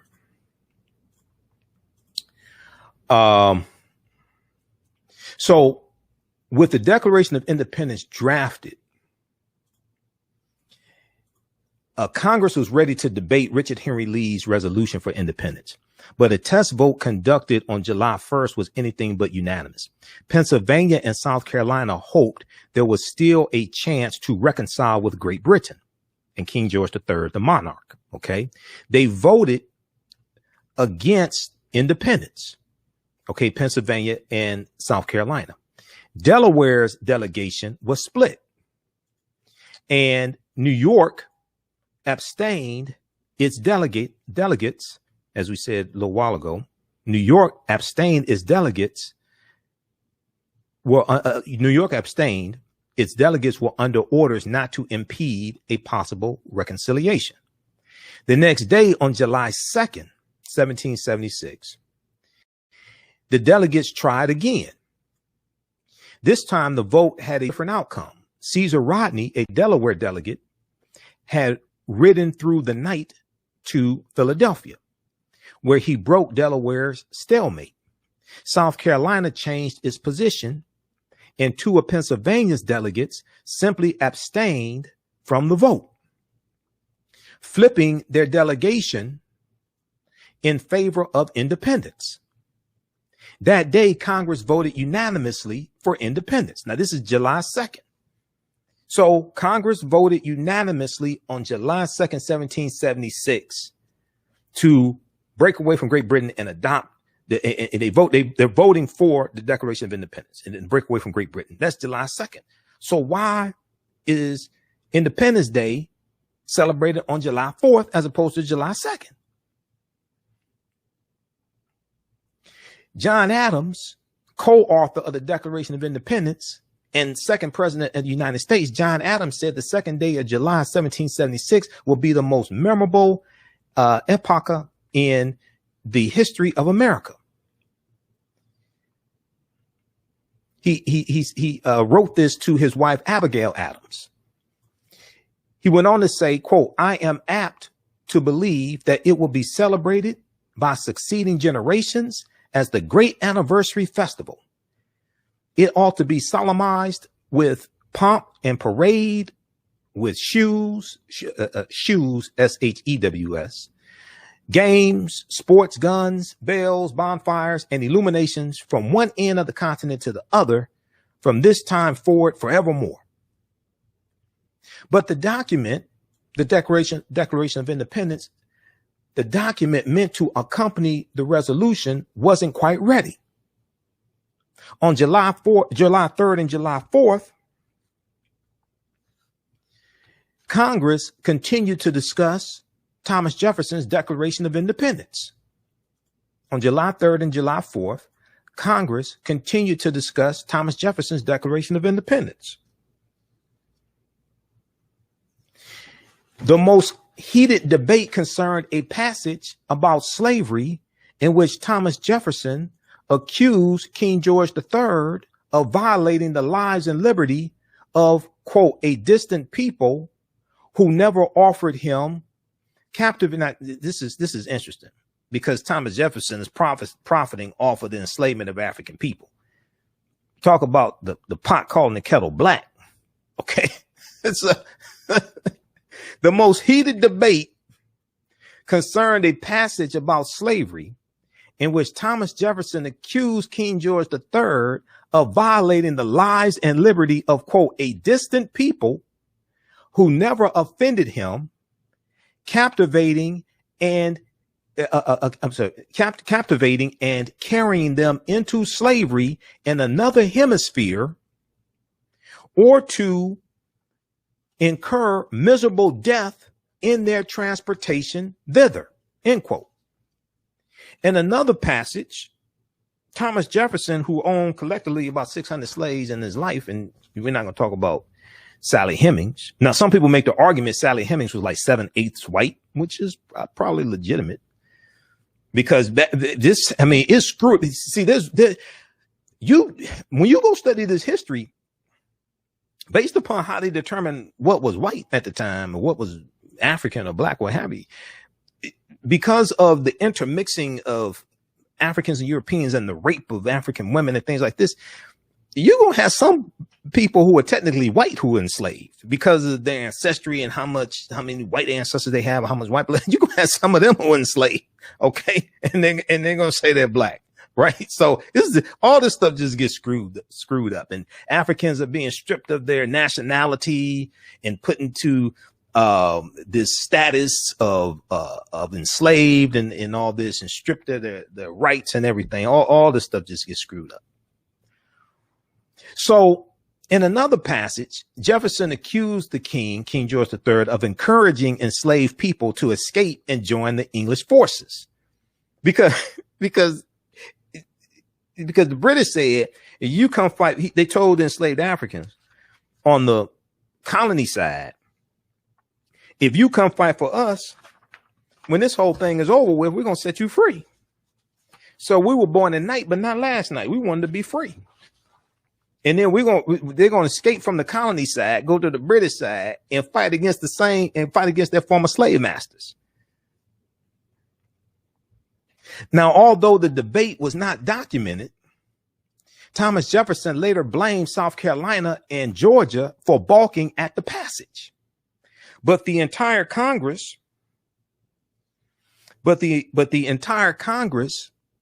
shared an economic interest in maintaining the institution of slavery. That's what I'm saying. Now you had 5 states that are going to abolish slavery to varying degrees. Okay. But it's like a lot of them, they had an interest in maintaining slavery. The entire Congress shared an economic interest in maintaining slavery. They knew that the colonies, when I say the 5 colonies about slavery, that's by 1787. That's not here in 1776. Okay. That's at the Philadelphia Convention in 1787, when they're drafting the Constitution and voting on it. Okay. This is still 1776, dealing with the Declaration of Independence. Okay. So this is like 11 years before that. So here, all 13 colonies have slavery. Slavery's in all 13 colonies to varying degrees. But the entire Congress shared an economic interest in maintaining the institution of slavery. They knew that the colonies' economy was largely based on the labor of enslaved people. Many delegates, including Thomas Jefferson himself, held slaves and personally profited from their labor. This is what I'm saying, dude. If this ain't the pot calling the kettle, if the pot calling the kettle black was a person, it'd be Thomas Jefferson. If the pot calling the kettle black was a person, it'd be Thomas Jefferson.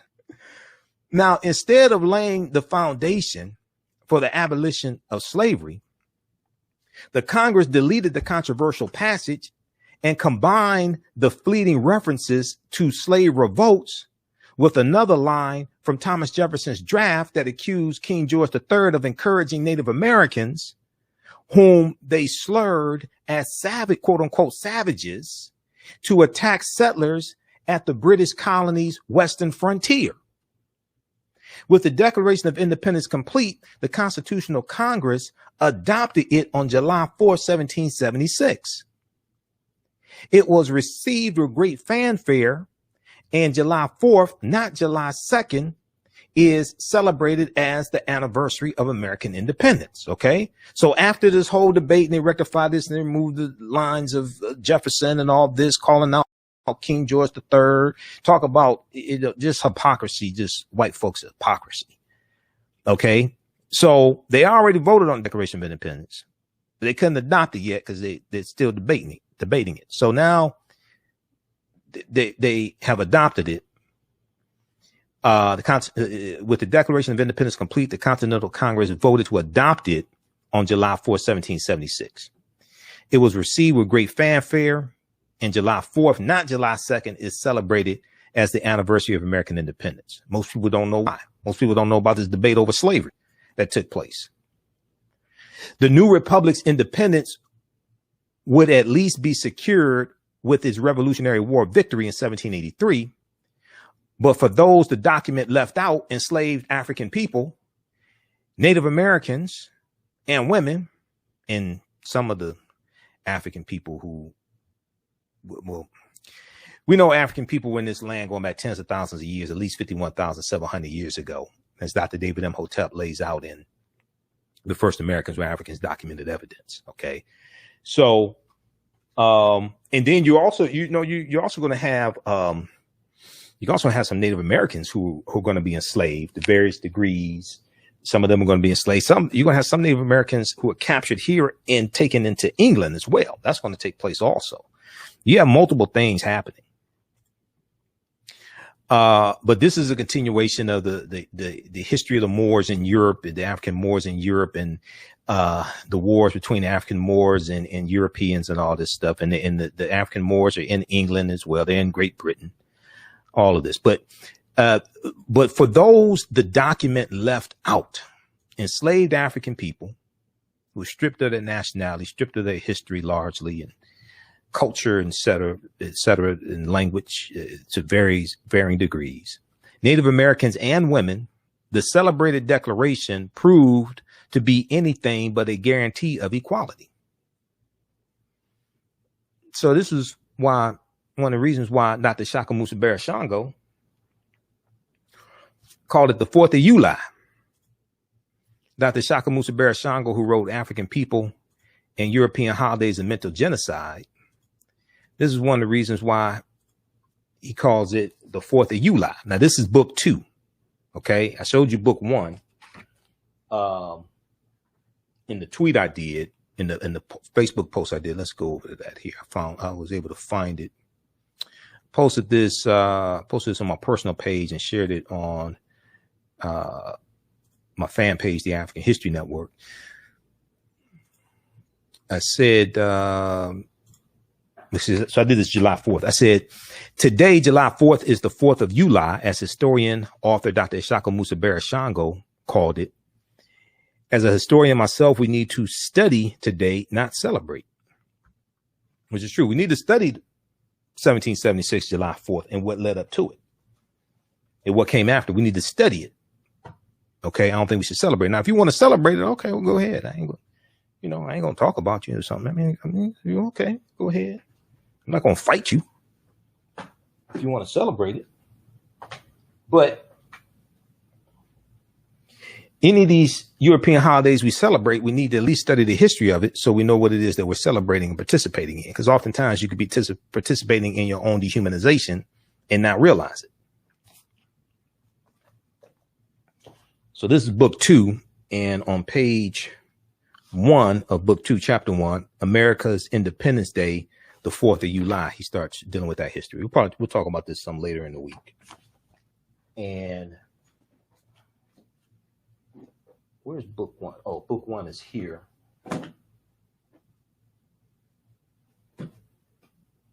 This is book 1. Book 1 has the yellow cover, says book 1.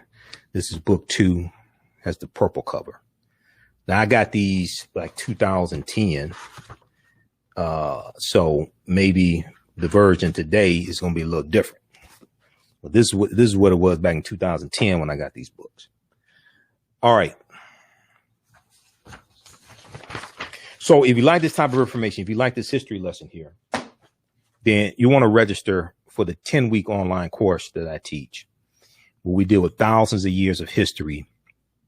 And we deal with what led up to the transatlantic slave trade taking place. We deal with ancient Africa. We deal with ancient Egypt, ancient Kemet. We deal with Nubia, Ta-Nehisi, Ethiopia, all of that. Ghana, Songhai, Mali. We deal with that history. And then we deal with the 800-year occupation of Europe by the Africans known as the Moors, and what led up to the transatlantic slave trade taking place. So it's a 10-week online course that I teach. Class number 1 just started up Sunday, July 4th, 2021. This is 10 consecutive Sundays. It's going to be 2 p.m. to 4 p.m. Eastern Standard Time, 2 p.m. to 4 p.m. Eastern Standard Time, 10 consecutive Sundays. And it's all online. We do the class live. All the sessions are recorded. So they're archived, so you can go back and watch it over and over again. You don't have to worry about being in class at a certain time, anything like that. Okay. If you go to my website, AfricanHistoryNetwork.com, scroll down the page, we have the information there. It's below information dealing with my radio show. Right here, 10-week online course. Class number 1 started Sunday, July 4th. Click right here for register here. It takes you to the next page. Click on enroll. As soon as you register, you can start watching the content. You can watch class number 1 and the Saturday class that I teach on the same subject matter. The Saturday course that is wrapping up. We only have like 1 or 2 sessions left in the Saturday course. So sessions 1 through 9 are archived of the Saturday course. You can go back and watch all of that as well. You can watch the session where Dr. David Imhotep spoke to my class, the session where archaeologist Nubia Wardford spoke to my class. You can go watch all of that. Okay, that's all archived. We'll post a link here so you can register for that right now. And I have a new online course starting up. And I think that's going to start up in a couple of weeks. This class is going to be the first time I've ever taught this class, and I'm putting everything together now. So we'll be able to offer this. You'll be able to register for it in the next day or so. The new class that I'm going to teach, we're going to deal with from 1865, where the current class leaves off, basically. We're going to do 1865, Civil War, Juneteenth, 13th Amendment ratified December 6, 1865. We're going to deal with from 1865 to 1965, that 100-year history. We're going to deal with a little more than 100 years. We're going to go up to about 1970 because we're going to deal with the Black Power movement coming out of the Civil Rights movement and SNCC and all of that. It's going to be 10 classes. It's going to be 10 weeks, 10 classes. Each class will go through and analyze about a 10-year period of time. We'll go and break this stuff down into 10-year periods of time. One of my teachers, Dr. Leonard Jeffries, when he teaches in 50-year periods of time. We're going to go through and take 10 classes and break down and study a 10-year period of time so we can really get deep into this. Okay. So that's, we'll be able to offer that in the next couple of days. I'm setting all that up now. Lastly, I want to look at, quickly here, Before the Mayflower by Lerone Bennett Jr. Before the Mayflower by Lerone Bennett Jr. I talked about codified slave laws not existing in 13 colonies till 1641. So if you look at page, this is the 6th edition. You look at page 443, landmarks and milestones in the back of the book. You go down to 1641. Okay. And it tells you Massachusetts became the first colony to give statutory recognition to slavery. That's 1641, December 1641. Other colonies followed: Connecticut 1650, Virginia 1661, Maryland 1663. Okay. In 1619, they ain't had codified slave laws in any of the 13 colonies. All right. So just the way we think this history evolved is totally different than what actually happened. New York and New Jersey, 1664. South Carolina, 1682. Rhode Island and Pennsylvania, 1700. North Carolina, 1715. Georgia, 1750. So by the time of the Continental Congress, 1776, when they are drafting and voting on the Declaration of Independence, slavery's in all 13 colonies. Slavery's in all 13 colonies. So people who think that, oh, it didn't start until 1776, I'm like, no, that's not true. Slavery's already in all 13 colonies. Lastly, there's an article here from, I think this one here is from USA Today. And and this deals with 1619. Oh man, I think this is the one I want. 1619, 400 years ago, a ship arrived in Virginia bearing human cargo. I think this is the one I want here. Yeah. Let me see something here.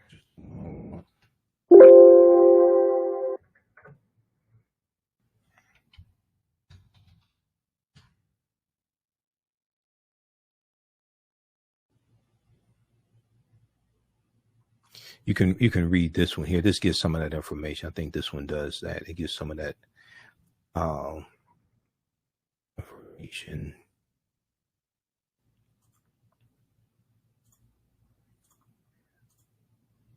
(1619) 400 years ago, a ship arrived in Virginia bearing human cargo. This is from USA Today, February 8th, 2019.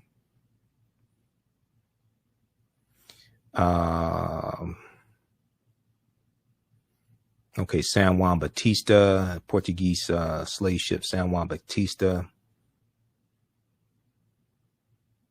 They talk about before the Mayflower. They have a map here also. They cite my friend, Dr. Darrell Scott, history professor at Howard University, who he now says that, it was a form of slavery. Chattel slavery didn't exist then in the 13 colonies. They didn't have codified slave laws, but even though they're going to be freed after 3 to 5 years, they're going to be treated something, treated like slaves, something like that. But they didn't have codified slave laws then in 1619.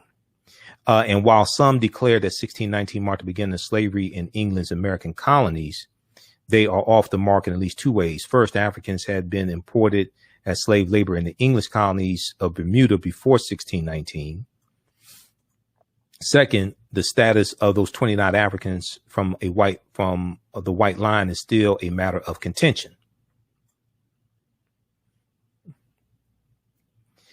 The 1619 story is only important for the people who develop within the nation. That state becomes the nation state that becomes known as the United States, notes Darrell Scott, a professor of history at Howard University in Washington, D.C., and a past president of ASALH, Association for the Study of African American Life and History, which is the organization that Dr. Carter G. Woodson co-founded September 9th, 1915.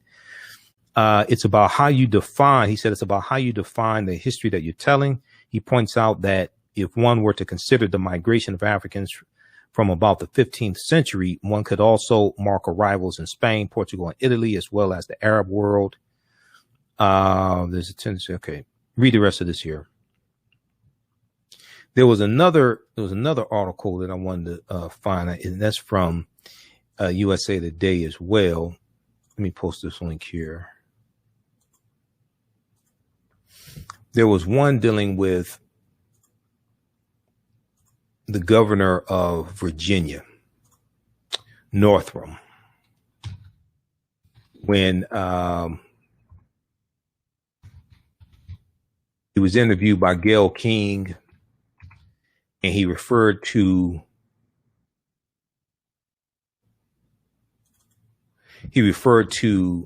the 29 Africans. He referred to them as indentured servants. And he said he was citing a historian there at Point Comfort. And Gayle King said they're also called slaves, but in 1619, you didn't have codified slave laws. You knew that. Virginia Governor Ralph Northam slammed for referring to first indentured servants from Africa instead of slaves. Okay, this is from February 18th, 2019, USA Today. And he was interviewed by Gayle King. I don't think Gayle King knew codified slave laws didn't exist in Virginia 1619. But you had Kirk Eichenwald, who tweeted, and let me see, can we get, this is his tweet right here. He said,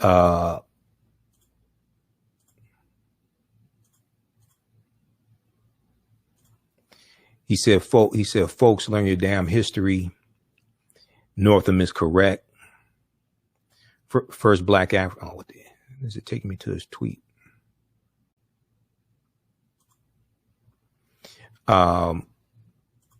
First black Africans brought to Virginia in 1619 were indentured servants. Gail King is wrong. There was no laws for slavery in Virginia till 1661. The codified slave laws. That's basically true. The evolution from indentured servant IS to slavery is essential to understand the depth of evil of slavery. That's correct. This is why we have to deal with the real history. Now, it is true that you're going to have some of them treated like slaves and things like that, or, before it's actually codified, but still 1619. When you go study this, there's a marker there in Point Comfort. There's a marker there in Virginia that talks about how those initial Africans were released after 3 to 5 years. A lot of them will go on to acquire land, and you're going to have some Africans who come out of indentured servitude, acquire land, and go on to have indentured servants of their own, some African, some white. So in chapter 2 of Before the Mayflower by Lerone Bennett Jr., he breaks down that history. You're going to have a 40-year period of time from about 1619 up until about 1650s, going into 1660, where you're going to have this happen. And you're going to have wealthy African-American landowners who own indentured servants, both white and African indentured servants. It's a complicated history. It's not as black and white as people think it is. It's a complicated history. But that's enough radio for today. All right. If you'd like this type of information, you can support the African History Network, $ the AHN Show, through Cash App, $ the AHN Show, through Cash App, or through PayPal, paypal.me/the AHN Show, paypal.me/the AHN Show. And let me see, who was that? Brenda. Hey, Brenda, thanks for the support. We'll post the information here. And it's also at our website, AfricanHistoryNetwork.com. We're 6 days a week. Follow us on our Facebook fan page, The African History Network, The African History Network. My